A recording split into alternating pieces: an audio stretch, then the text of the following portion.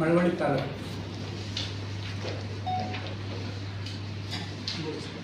ವೀರಶೈವ ಲಿಂಗಾಯತ ಮುಖಂಡರ ಕಾಂಗ್ರೆಸ್ ಸೇರ್ಪಡೆ ಸಮಾವೇಶ.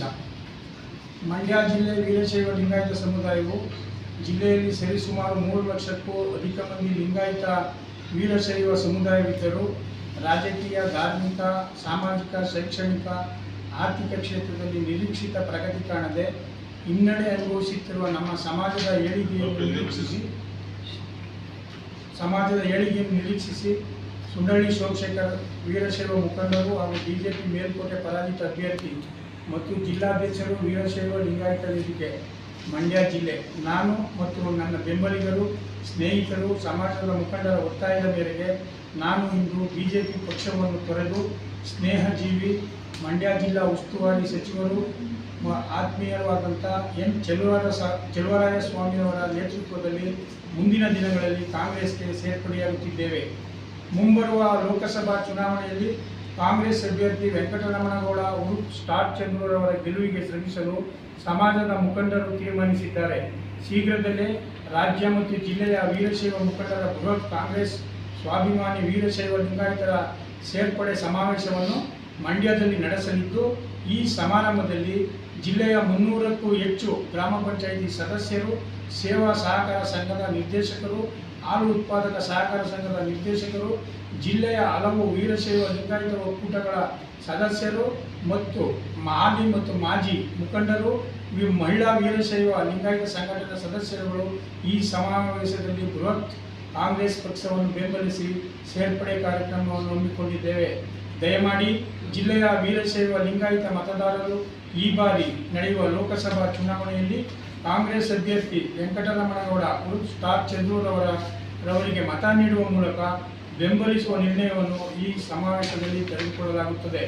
ನಮ್ಮ ಸಮಾಜದ ಹಲವು ವರ್ಷಗಳ ಬೇಡಿಕೆಗಳಾದ ಜಿಲ್ಲೆಯ ಜಿಲ್ಲಾಧಿಕಾರಿ ಕಚೇರಿ ಮುಂದೆ ಇರುವ ಉದ್ಯಾನವನದಲ್ಲಿ ವಿಶ್ವಗುರು ಬಸವಣ್ಣನವರ ಅಶ್ವಾರೂಢ ಪುತ್ಥಳಿ ಸ್ಥಾಪನೆ, ಜಿಲ್ಲೆಯ ಎಲ್ಲ ತಾಲೂಕುಗಳಲ್ಲಿ ಬಸವಭವನ ನಿರ್ಮಾಣ ಮತ್ತು ಕಡ್ಡಾಯವಾಗಿ ಸರ್ಕಾರಿ ಆದೇಶದಂತೆ ಬಸವಣ್ಣನವರ ಭಾವಚಿತ್ರ ಅಳವಡಿಸಲು ಕ್ರಮವಹಿಸುವುದು ಮತ್ತು ನಗರ, ಪಟ್ಟಣ, ಗ್ರಾಮ ಪಂಚಾಯಿತಿ ವ್ಯಾಪ್ತಿಯ ಪ್ರಮುಖ ಉದ್ಯಾನವನ ಹಾಗೂ ವೃತ್ತಗಳಿಗೆ ಬಸವೇಶ್ವರರ ಹೆಸರನ್ನು ನಾಮಕರಣ ಮಾಡುವುದು, ಕನ್ನಡ ಮತ್ತು ಸಂಸ್ಕೃತಿ ಇಲಾಖೆಯಿಂದ ಬಸವೇಶ್ವರರ ನಾಟಕ ಆಯೋಜಿಸಿ ಕ್ರಮ ಕೈಗೊಳ್ಳುವುದು, 12ನೇ ಶತಮಾನದ ಶರಣರ ವಚನಗಳ ಪುಸ್ತಕಗಳನ್ನು ಮುದ್ರಿಸಿ ಉಚಿತ ಪ್ರಸಾರ ಮಾಡುವುದು, ಸ್ವಯಂ ಉದ್ಯೋಗ ಸೃಷ್ಟಿಸಲು ಕಾಯಕಲ್ವ ಯೋಜನೆ ಮೂಲಕ ವೃತ್ತಿ ತರಬೇತಿ ಕೇಂದ್ರ ತೆರೆಯುವುದು, ಈ ಮೇಲ್ಕಂಡ ಬೇಡಿಕೆಗಳನ್ನು ಈಡೇರಿಸುವ ಭರವಸೆಯಿಂದ ಕಾಂಗ್ರೆಸ್ ಪಕ್ಷವನ್ನು ನಾವು ಈ ಪ್ರಸ್ತುತ ಚುನಾವಣೆಯಲ್ಲಿ ಬೆಂಬಲಿಸಲು ತೀರ್ಮಾನಿಸಿದ್ದೇವೆ.